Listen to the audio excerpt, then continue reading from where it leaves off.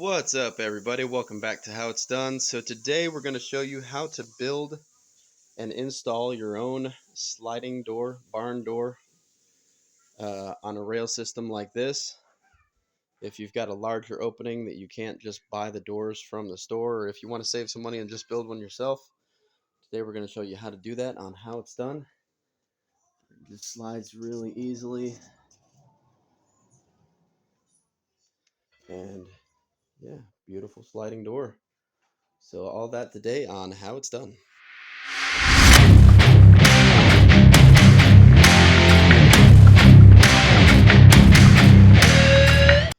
So in order to build these doors, I'm going to be using some tongue and groove shiplap, where it's basically 6 by 8 by about 3/4 inch thick. And what I'm going to be doing is putting a bead of glue along the inside seam here, sliding the pieces into each other so that they connect in. I'll clamp them in place. Um, Probably going to do 2 of these at a time, then another 2, and then have those connected and have 4.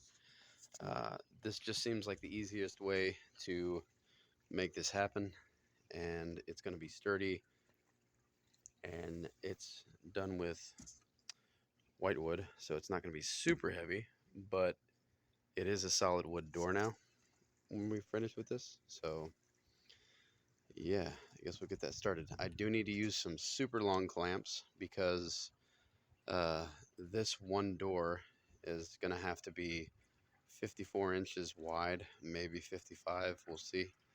So yeah, let's get after it. All right, so I've got the edges of all these pretty well lined up. What I decided to do was just put some glue on the inside and get them all lined up and clamp them down all at once, because I think that's just going to be the easiest and most effective way of doing this. So I've got these pipe clamps here, and these are going to be the best way to do something like this where you've got 51-inch long doors that you're trying to do. Basically, they're little clamps that go on a pipe, and then you can use this threaded end here to tighten things up and close the gap. So we're just going to do that and gradually work our way from one end to the other and then back until we feel that everything is pretty good and snug and that we have a nice even gap all the way across. So once I get finished with that, I'm going to take these white boards, which are going to be the top and the bottom and the sides and the cross pieces, and I'm just going to clamp them into place for now to make sure that everything here remains nice and flat. And yeah, we'll let all that dry and come back, and as you can see, the pre-cut boards on this end didn't end up quite so even, but that's okay. They're 8-foot lengths. I really only need 7 foot 6 inches or so.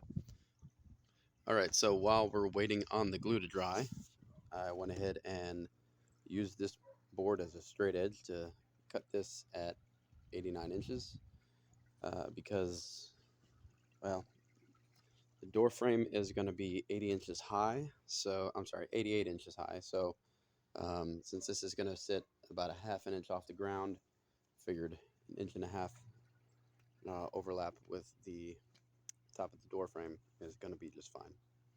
So got that cut. Now we're going to go ahead and take these whiteboards here, these 1x6s, and lay them out the length of the door height wise, get them screwed into place, and then we're going to take a bottom piece, a top piece, and we're going to run one across in the middle, and we'll get those screwed into place. All right, so the method I'm using for screwing these cross panels in place, obviously the side panels were super easy because they're flat and they run the length of this entire board here. But since these boards here are actually interlocked, you get a little bit of waviness to them when you clamp them down.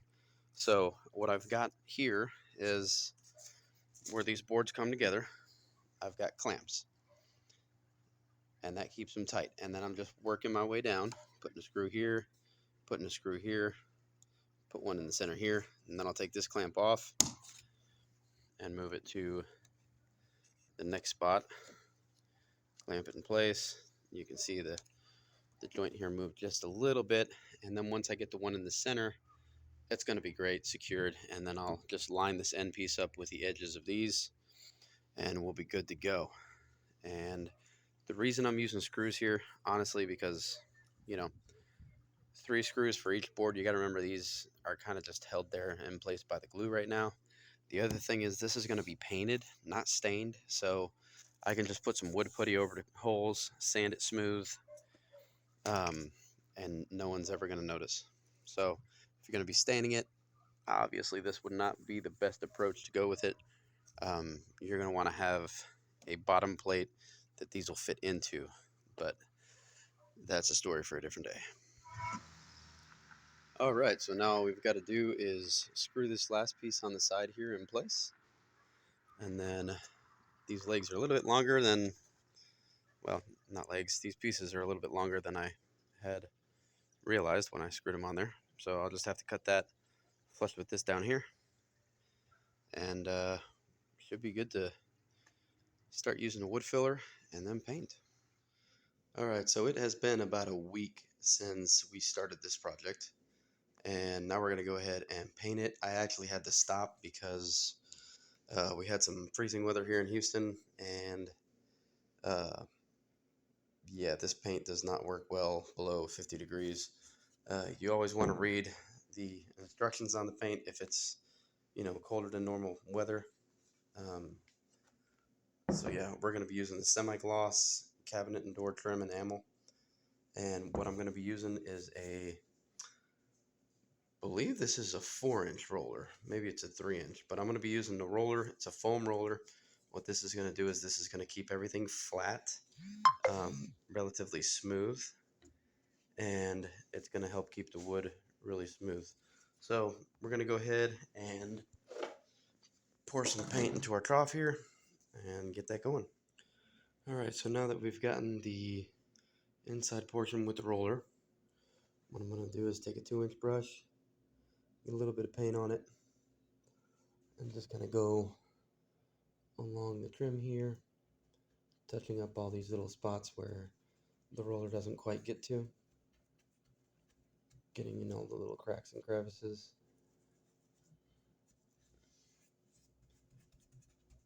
And then we'll go back and touch that up again with the roller, just to keep everything nice and smooth and keep the brush marks out of there.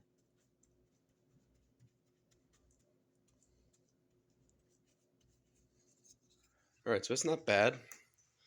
I do think it could use a second coat, especially in this area in the middle, because there are some spots where the darkness from the wood behind it is bleeding through, and some slightly uneven spots that I want to kind of go over with another coat. But all in all, I think it turned out pretty good.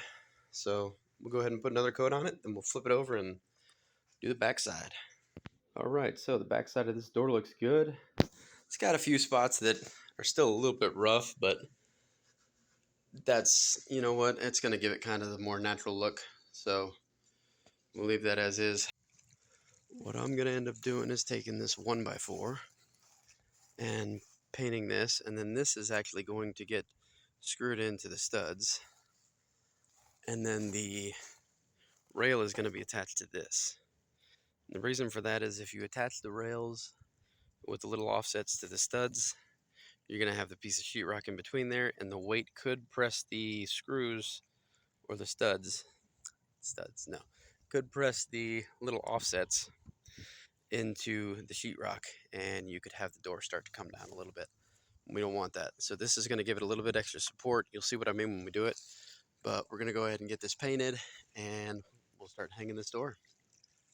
Alright, so for this particular setup, they've got crown molding at the top near the ceiling. So what I'm going to do is, this is going to offset it from the wall a little bit to help clear that crown molding. But because we really don't have a lot of space between the opening and the ceiling, this is also going to have to be at the very top, because that way we'll have that door hardware clearing the actual door opening. So what I've gone and done is lay this out flat on the piece of wood that we're going to offset it. Marked where the holes are on this. We're going to go ahead and drill some pilot holes, and then we're going to go through and find the studs on the wall and drill some pilot holes on that using this same bracket as the template. Mark out exactly where all the pilot holes need to be. This should work pretty well with the spacing of the studs. If it doesn't, you may need to just do your best to hit as many studs as you can with this and have the rest of the bolts just hit the wood to give you that extra support, and then just go ahead and put some screws through the actual wood and paint over it to give it that extra attachment to the studs.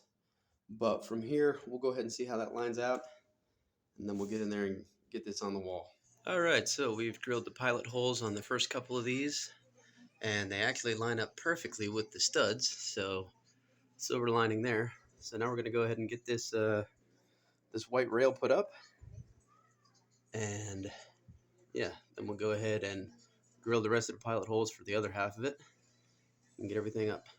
All right, so we got the first rail put up. Before we get too far, I'm going to go ahead and hang this guy and make sure that everything hangs correctly. And it doesn't look like it does. It looks like it's still hitting. Yeah, it's not sitting flat enough. It's hitting up here. So we're going to have to get some longer bolts and some washers to space this out. It looks like maybe 1/4 of an inch to 1/2 inch, so maybe 3 or 4 washers. So I'm going to get a bunch of washers and some longer bolts, like I said, maybe 1.5 inches longer. Make sure we got a good bite inside the wall, and we'll go from there. All right, so what I'm going to have to do to get these screws to match up is I'm going to have to spray paint them. Not super complicated. I say that. And then we're going to do the same thing with the washers. I'm planning to use about 8 washers for, planning to use 2 to 3 washers per bolt. And since there's 8 bolts, I'm going to be painting 4 washers for each bolt. And really, I don't need to do much with the washers. The face of them is going to be covered. It's just the edge that we're really worried about showing. So yeah, we'll let this stuff dry, turn it, and paint the final edges. Same thing here. We'll flip these over, paint the other edges, and get these put in place. All right, so we got this piece on here with the offsets. It slides just fine, doesn't rub on the top. So that worked out really well. So what we've done now is we've got the door against the wall, and with it against the wall, we can see about how high it needs to go. So I'm going to mark the center of these 2 screws, and then I'm going to raise it 1/4 of an inch so that the door will be 1/4 of an inch above the carpet here. And that way we've got about 1/2 inch here, so it should have about 1/4 inch of gap between the rail as well. And then I'll do the same thing over here.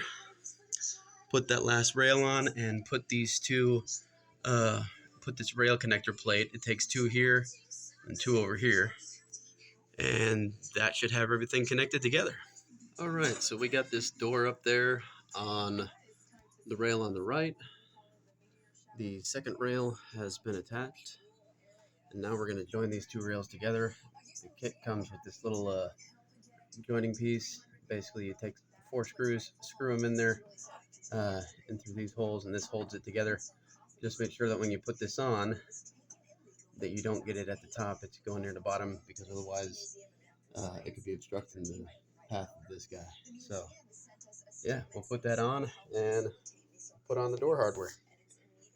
All right, so last but not least, we're going to add the door hardware. So it's basically going to be a handle like this that goes on this side, and then on the opposite side, we're just going to get something like this that'll actually hide behind the wall.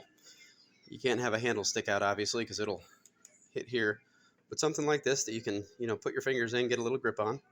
So what you want to do, you can actually take this piece on this side, find your centers, mark them out, and use this kind of as a template to where to drill.